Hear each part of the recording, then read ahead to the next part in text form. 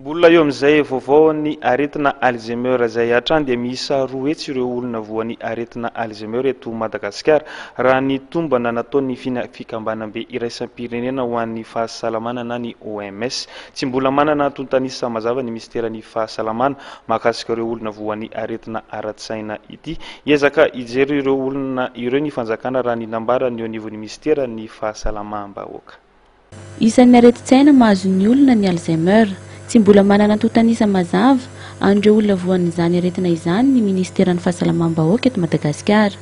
Araka ny tombana nataon'ny fikambanam-be iraisam-pirenena misahana ny fahasalamana dia eo malagasy roa etsy eo izao no tratran'ity aretina ity.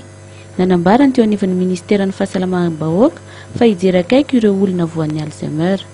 Izay moa zany tena mbola olana be eto amin'ny firenentsika.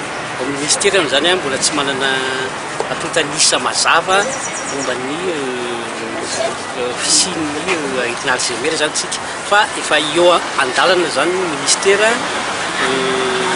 izay asa zay manomboka mijery olona voan'aretina Alzheimer ny fanjakana amin'ny alalan'ny ministeran'ny fahasalamana satria efa misy paikady zany ihany hivoaka alohan'ny faran'ny taona dia arakarak'izay zany no ahafahantsika hoe inona no anatanterahana izay paikady zay.